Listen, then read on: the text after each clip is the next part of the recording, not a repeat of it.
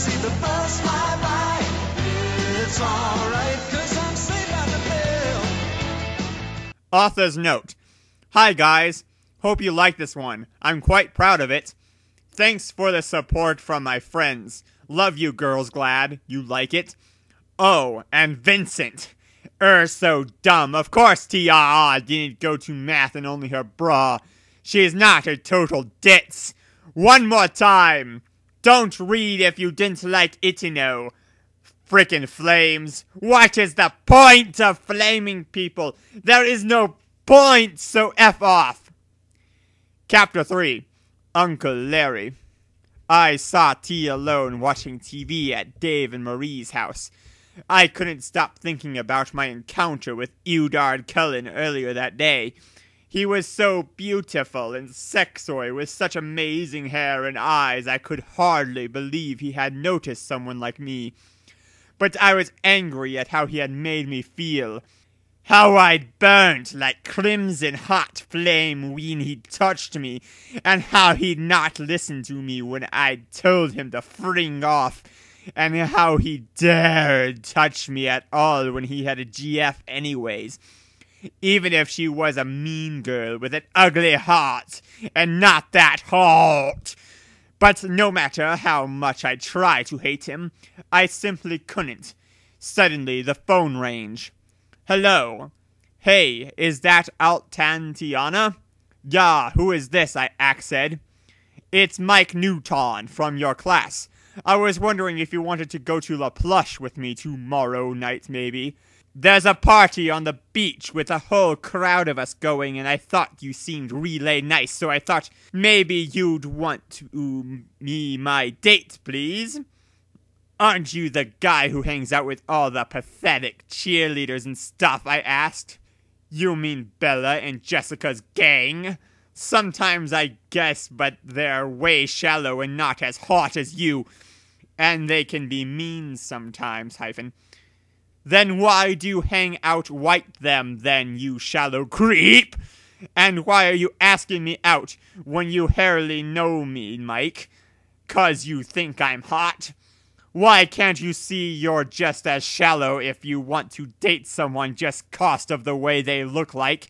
I'm not that pretty anyways, and even if I was, I'm so screwed up in the bran you can't even imagine. You would no want to date me if you knew how screwed up I was. I would, Tia. Believe me, I would. You're so beautiful you can't imagine. You're so pretty people lose their minds when you're around and forget their names and forget to breath.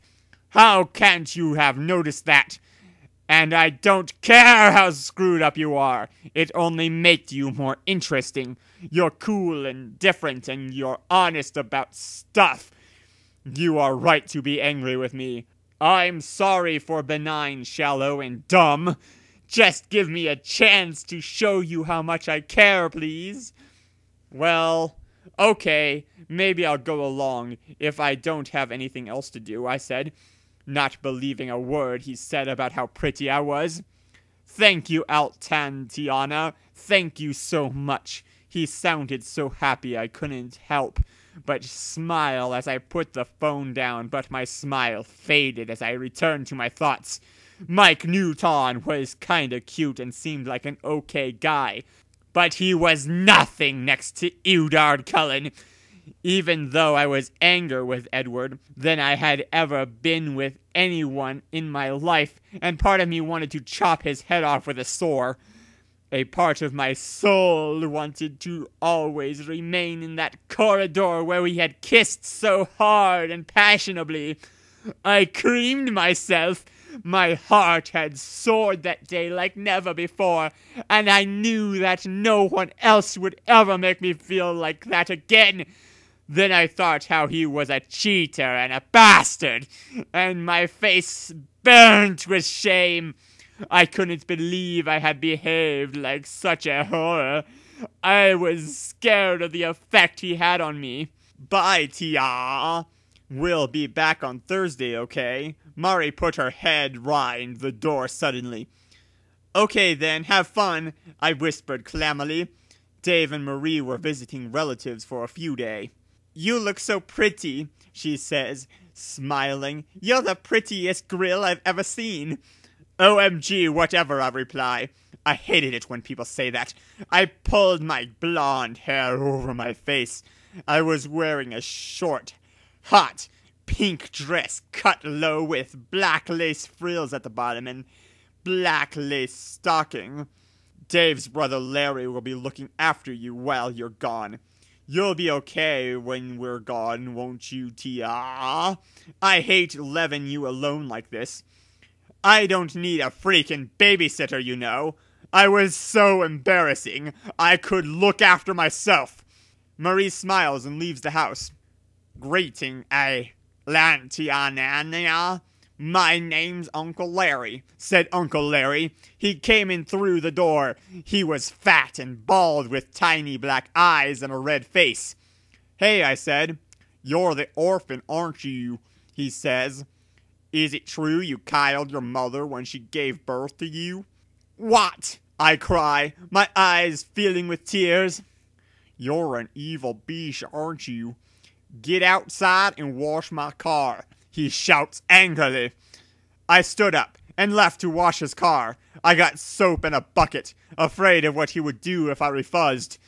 I went outside and started to wash Hush's car. It was a red Porsche. He came outside and washed me, and I knew he was washing me. After a my night, he came over and hit me hard across the face. WFT, I shouted. He poured the bucket of water all over me and hit me again. I was wet and crying, and he started to rip my dress and bra of me and rip my clothes. He touched my naked breeks, and I tried to push him off me. I screamed at him to stop, but he didn't. He bent over the bonnet of his car and spanked me on the ass for half an hour. Then he pulled my panties down and started to rape me. Stop raping me, I cried, but he didn't stop. The pain was terrible, even though his manhood was small. I cried and cried, but he didn't stop for hours, and when he finally stopped, he left me on the floor and spat in my face and left me there. I pulled on my clothes and cried madly and ran off into the seething darkness of the midnight street. I ran and ran on till I came to some woods, and then I fell down in the woods and cried. Suddenly a blast of white light exploded in head, and my mark on my hand burned like a flame. I closed my eyes and saw the face of a tall white man looking over me with no expression. His eyes were burning red, and his face glimmered cold and bright as the moon. Voldemort? I fell back from the brightness of his body. His hair was dark as night. Atlantiana, he whispered in a voice softer than the clouds. My daughter? OMG, I whispered as my mind went blank and the world went dark. That was a gross chapter.